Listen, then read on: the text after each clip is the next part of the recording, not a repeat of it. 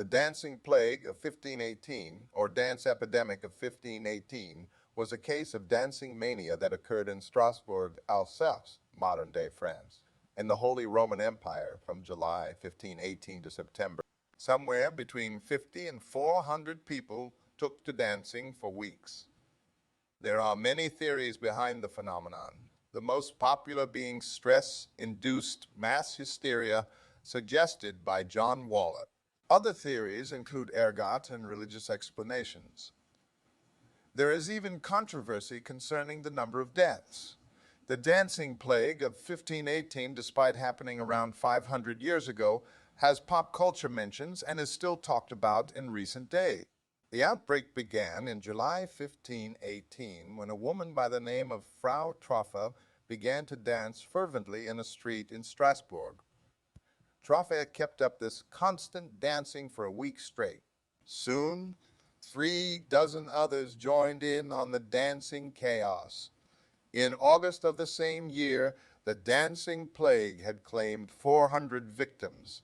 Dancers were beginning to collapse.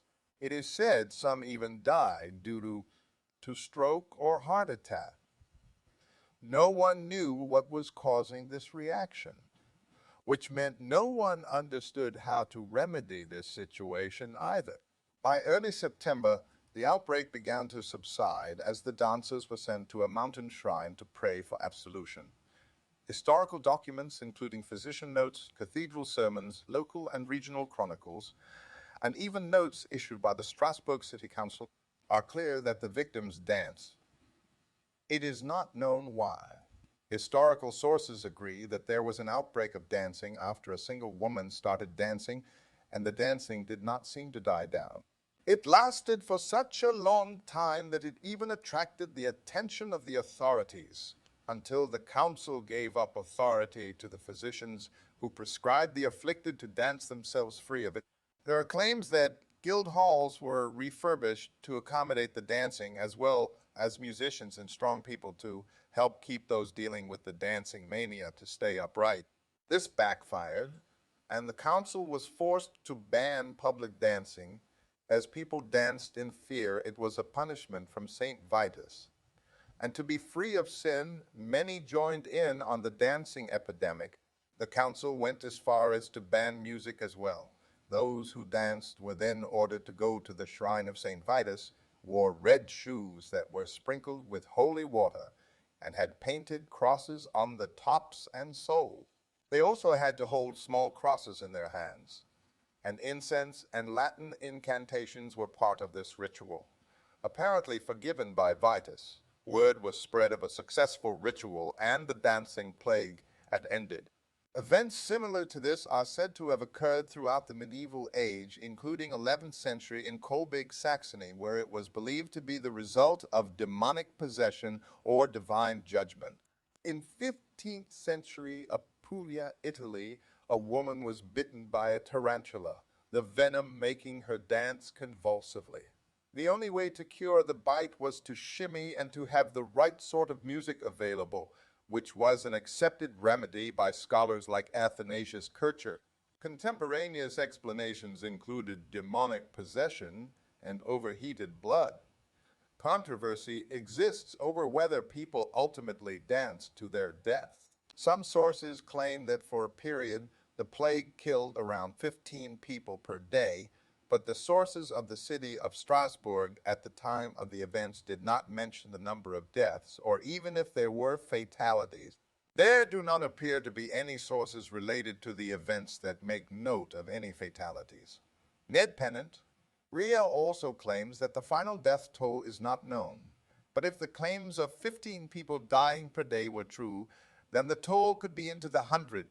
The main source for the claim is John Waller, who has written several journal articles on the subject, and the book A Time to Dance, The Extraordinary Story of the Dancing Plague of 1518.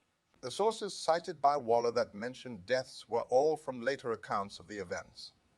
There is also uncertainty around the identity of the initial dancer, either an unnamed woman or Frau Trofeo, and the number of dancers involved, somewhere between 50 and 400, Of the 6 chronicle accounts, 4 support Lady Truffer as the first dancer. Some believe the dancing could have been brought on by food poisoning caused by the toxic and psychoactive chemical products of ergot fungi, or gotism, which grows commonly on grains, such as rye, used for baking bread. Ergotamine is the main psychoactive product of ergot fungi. It is structurally related to the drug lysergic acid diethylamide and is the substance from which LSD-25 was originally synthesized.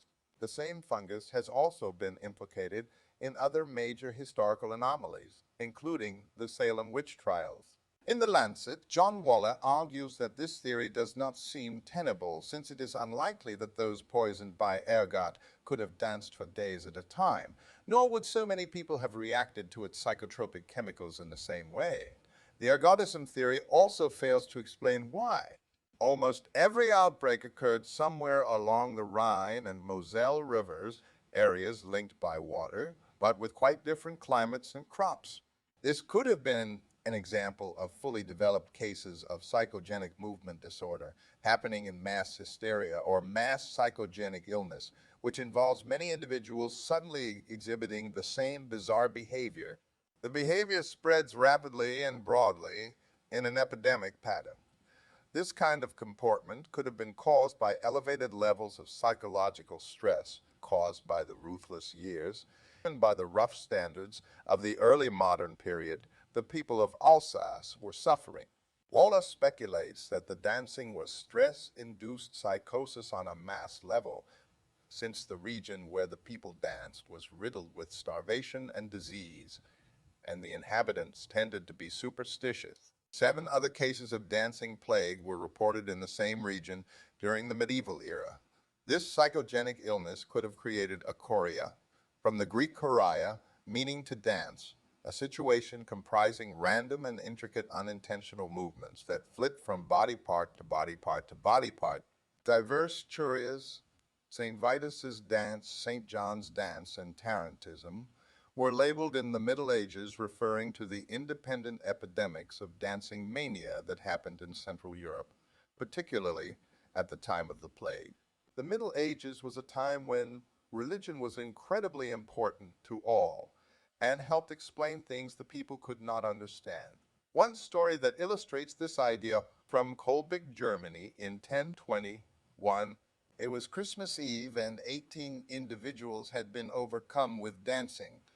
They caused such a disturbance that the priest was unable to go through with Mass. Because of their disturbance, the priest allegedly cursed the individuals to dance continuously for a whole year as punishment. According to the story, the individuals who were caught up in a ring dance of sin did not stop dancing until the following Christmas. Allegedly, after the people stopped dancing, they were exhausted and begged for forgiveness. After this, they fell asleep and some never woke up and died. Although the specifics of this event are most likely untrue, there is a lot of knowledge to gain from this story and the many others like it that exist. Up until 1518, it was believed by most that the job of curing those who suffered from a dancing plague belonged to the church alone. This insinuates that for a long period of time, this plague was not even considered to have been a medical condition or issue, but instead was a divine punishment. Further evidence for this comes from linguistics of the medieval ages. In writings from these times, the word plague is not used to describe these epidemics. Instead, they are referred to as curses. The event inspired the 2022 choral song Choreomania by Florence and the Machine. It was the 3rd track on the album Dance Fever, which took its title from the song. The book series, a collection of utter speculation, released a title, The Dancing Plague, a collection of utter speculation in 2022. It is a fictional account about the events that happened in Strasbourg. Thank you for watching. Don't forget to please like and subscribe. If you have a topic you would like to suggest, leave a comment.